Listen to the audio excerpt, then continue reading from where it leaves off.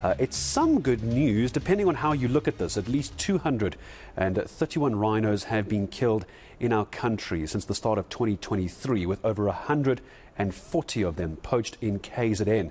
This was announced by the Environmental Affairs Minister Barbara Creecy. But poaching trends have shown it's moving away from the Kruger National Park to the provincial and private game reserves. There's also a slight reduction as far as rhino poaching is concerned. So I'm afraid it's a very mixed bag that we need to talk about. But let's bring in the Environmental Affairs Minister. It's Barbara Creecy making time. Minister Creecy, good morning to you.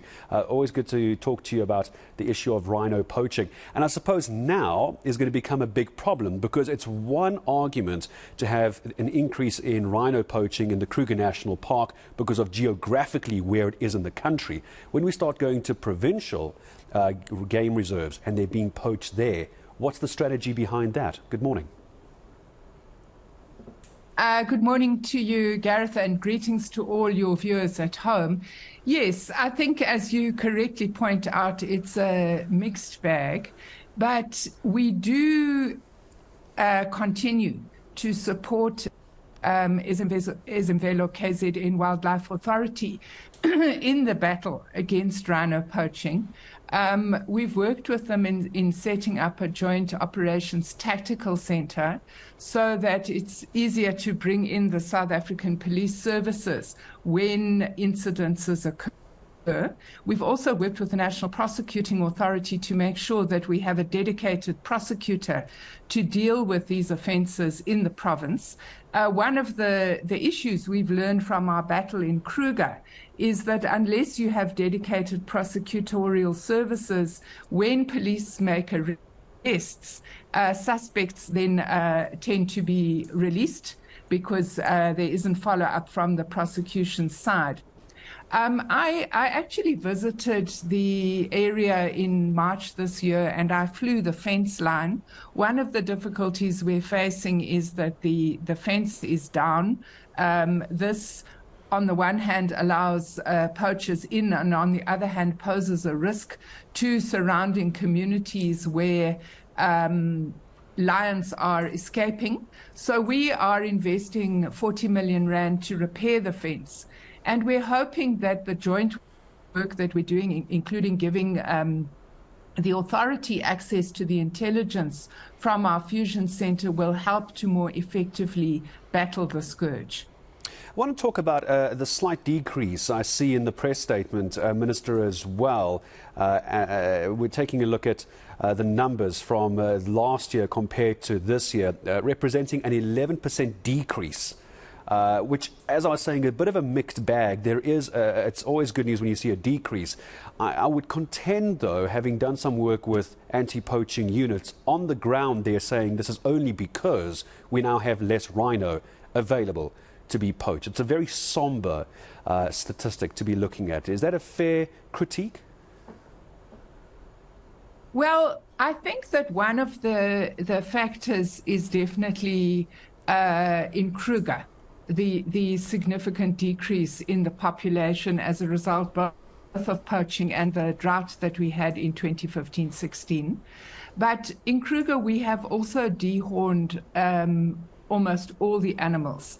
And since we began that process, we have had less incursions, particularly on the western boundary, so less incursions on the South African side.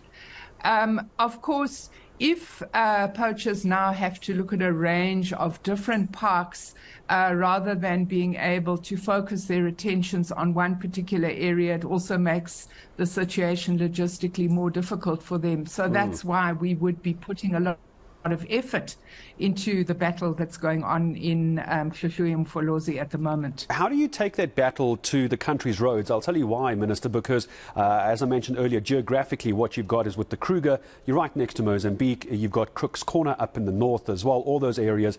The poachers are simply walking into the Kruger Park, doing what they're doing, and then leaving. But when we talk about provincial and private game reserves, they're having to drive there. I'm getting a sense there's going to be more SAPS and a border control involvement than you would see in the Kruger, in the middle of northern Kruger. It's much more difficult now for them to get to provincial and private game reserves. You would agree? Look, the new Border Management Authority is working with us in Kruger.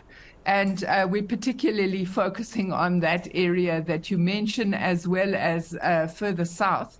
But you would understand that Mfolozi is itself very close to our neighbors in Mozambique. And we do know that there are syndicates that straddle both South Africa and our neighboring country.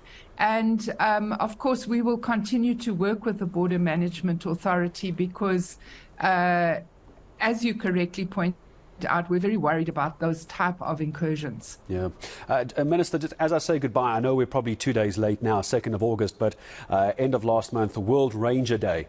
We know how important that was. I didn't get a chance to talk to you, I'm afraid. But how important is the role of a game ranger in this fight that you're taking on, and perhaps just a message for all the rangers out there putting their lives on the line? Well, Gareth, our rangers are the people who are on the front line of this battle. In the last year, 6 rangers lost their lives. And I think that it's appropriate at this time of the year to salute the bravery of the men and women who every single day patrol our protected areas and protect not just rhino, but all wildlife from trafficking and from illegal harvesting. And I think that it's also important that we salute them and recognize the difficult conditions under which they work and the significant bravery that many of them demonstrate. Yeah, and of course, condolences to the families of the 6 that we lost last year as well. Environmental Affairs Minister Barbara Creecy, thank you very much. The fight certainly coming more inland these days, of course, most popularly known as the issue with poaching in Kruger.